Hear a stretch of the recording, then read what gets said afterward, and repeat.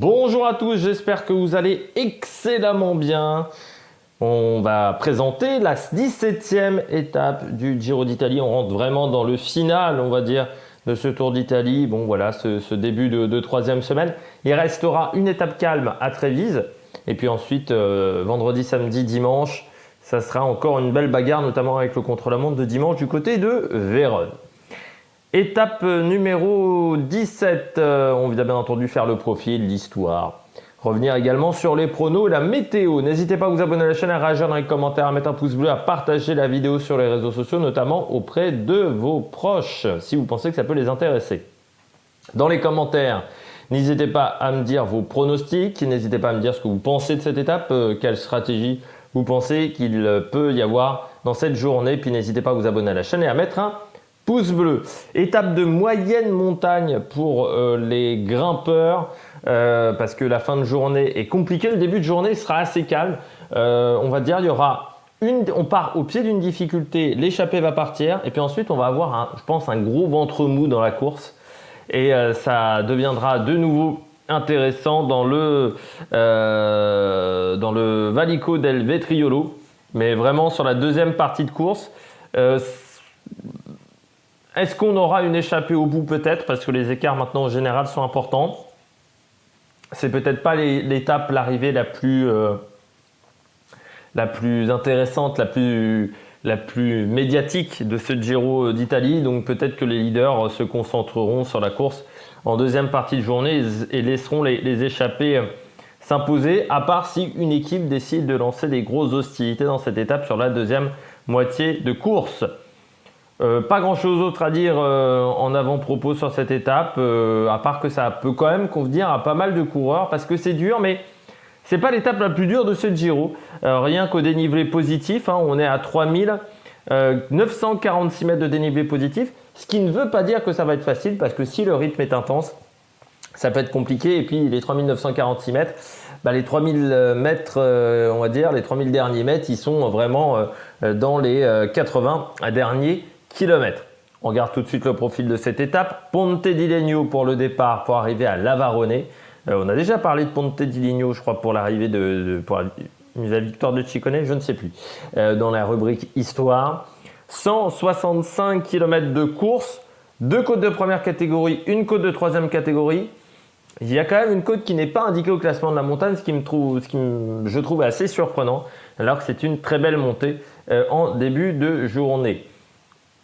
Première montée de cette étape, sur les 9 premiers kilomètres de course, on part au pied de la montée. C'est le Passo del Tonale, 8 km 9 à 6,2% de moyenne. Donc c'est assez surprenant que cette côte ne soit pas au classement de la montagne. Ça aurait encore plus animé la course pour le maillot Azzurro.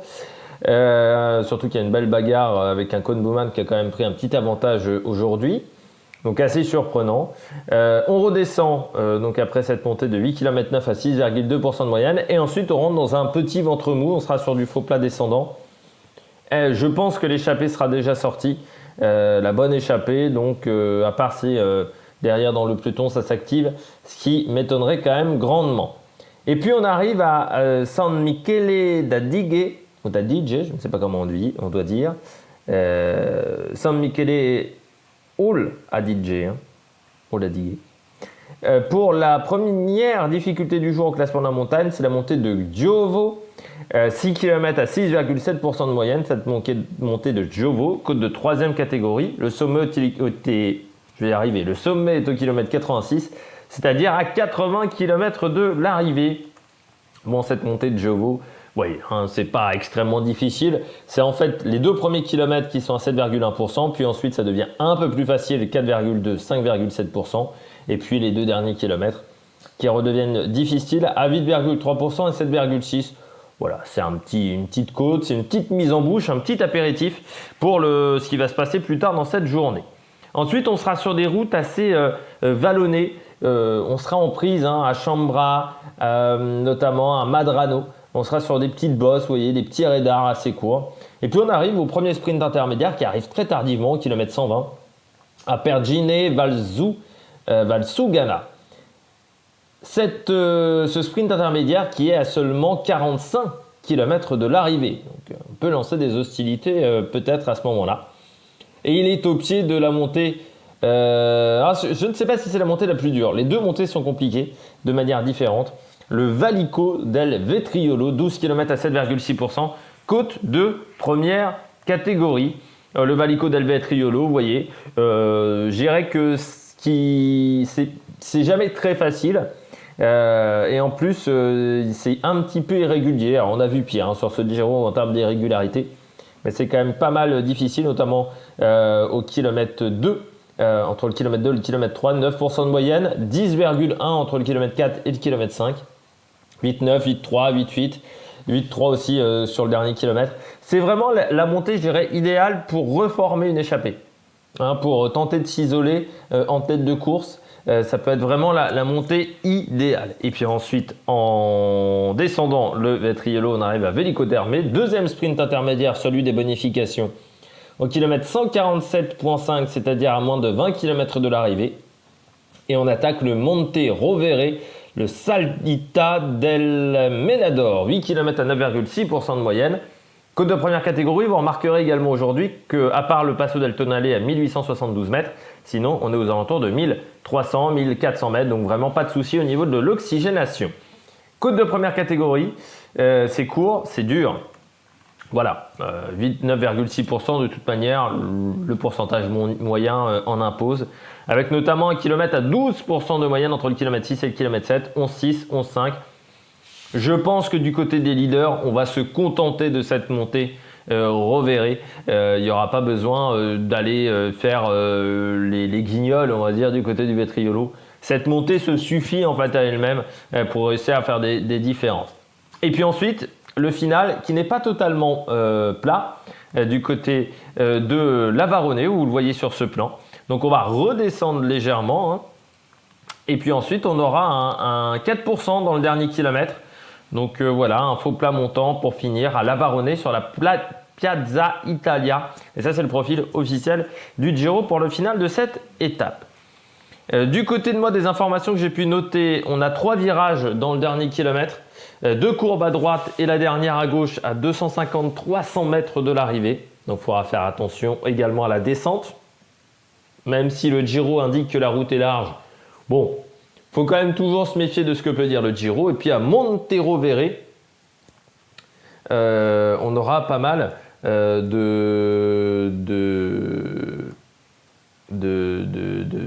alors Monte Rovere, pardon. On aura pas mal de tunnels creusés dans la roche, donc dans le Passo, dans la deuxième côte, parce qu'en fait la deuxième côte a 2 noms. Le Monte Rovere, voilà. Donc normalement ça s'attache, ou Salita del Menador. Donc là il faudra faire attention parce qu'en plus c'est tunnels creusés dans la roche. Alors je peux vous dire, j'ai vu des images sur une carte, parce que je m'en rappelle maintenant, parce que j'ai quand même fait tout ça il y a 3 semaines maintenant. C'est magnifique.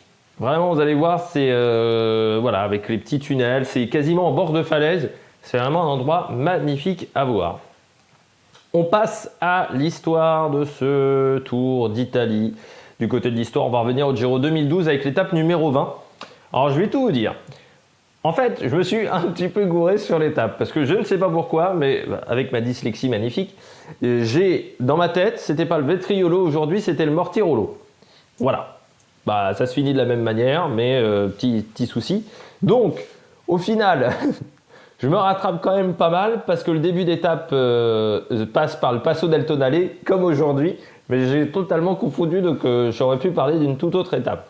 Donc, sur cette étape numéro 20 du Giro 2012, alors qui est une très très belle étape en passant, vous allez voir, si vous ne l'avez jamais vu, c'est à regarder. Passage par le Mortirolo, on avait également le Stelvio en fin de journée et le Passo del Tonale en début d'étape, comme aujourd'hui. Avant le départ, Rodriguez est en rose, mais son avance sur Haider Ejdal est faible, moins de 20 secondes, et on est à l'étape numéro 20. Le lendemain, ça sera contre la montre. Autant vous dire que Rodriguez doit faire l'écart sur Ejdal, car Ejdal est meilleur que lui sur lui contre la montre. Cette étape peut être décisive pour le général, bien entendu, et Rodriguez doit reprendre de l'avance, ça on l'a déjà dit. L'échappée sort dans la première montée du jour, le Passo del Tonale. On retrouve Christian Vande Velde de la Garmin Barracuda à l'époque. Il faut savoir que Garmin a changé de co-sponsor quasiment tous les ans ou tous les 6 mois. C'est assez exceptionnel à ce moment-là. Roman Kreuziger d'Astana, Damiano Currizo Caruso de la Liquigas, José Serpa d'Androni Giocattoli, Bradislau Semualo le Bélarus de la Movistar, Oliver Zog le Suisse de Radio Shack, Marco Carrara de la Vacances Soleil, Mathias Franck également le Suisse de la BMC, Matteo Bono de la Lampre, Christophe de la Katusha, dans une étape de montagne il fallait quand même le faire, même si c'est pas le mauvais grimpeur des sprinters, et qu'à ce moment-là il grimpait très très bien, le Norvégien, Tom Slakter de la Rabobank et Matteo Rabotini, leader du classement de la montagne du côté de la Farnese Vini. Pourquoi je vous parle également de cette étape, même si je me suis un peu trompé, parce que dans la montée du Passo d'Altonale, pour vous dire que c'est quand même compliqué, 4 coureurs sont disqualifiés pour abri prolongé. Robert Hunter, Andrea Guardini, Dominique Rollin et Ivan Velasco. Il peut se passer la même chose aujourd'hui, parce que les délais vont pas être énormes pour l'étape du jour, mais à l'époque également, les délais, c'était compliqué.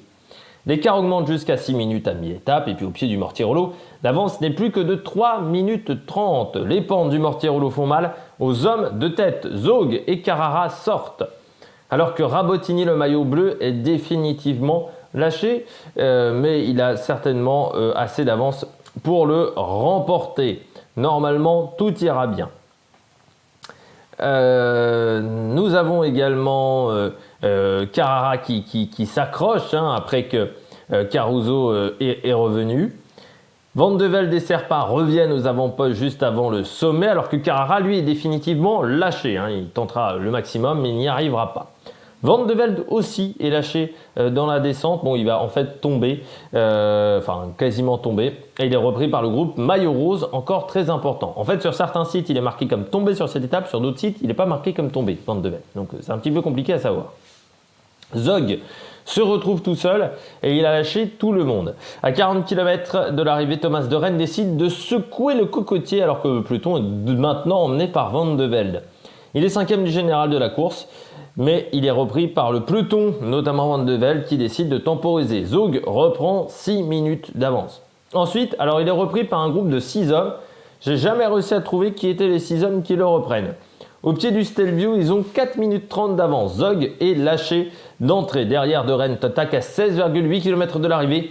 Il est suivi par Michael Nieve, alors que Cunego s'accroche à leur roue. Mais vraiment, c'est difficile pour Cunego. Ils sont repris à 13 km, mais juste au moment où ils sont repris, de Rennes attaque de nouveau. Et Cunego et Nieve tentent également de le suivre. Mais là, ça ne sera pas possible. Il va faire un sacré numéro en reprenant tout seul les hommes de tête et en augmentant son avance sur Rodriguez, qui est pourtant extrêmement fort, et Ejdal.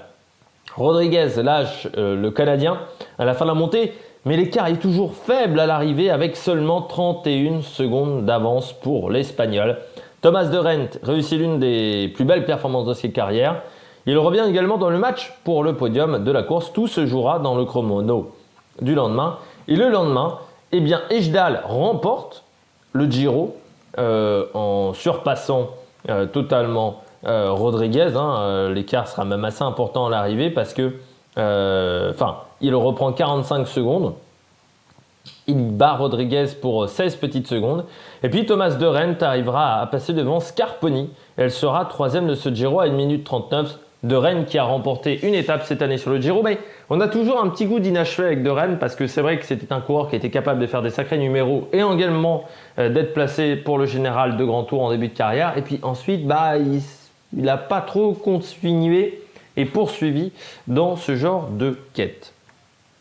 On passe à la météo du jour. Météo du jour, 14 à 17 degrés, mais surtout de la pluie prévue toute la journée. Donc autant vous dire que le ressenti va être un peu plus faible. Il faut faire attention également, pourquoi pas des orages. Donc, parfois, orage, ça veut dire une mauvaise visibilité et parfois de la grêle également. Donc c'est jamais agréable pour les coureurs. Du côté de la stratégie, grosse échappée.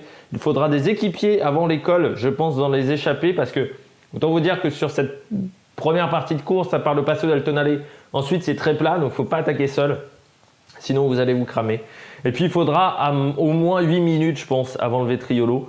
Ça sera pas mal avant les deux dernières côtes de la journée.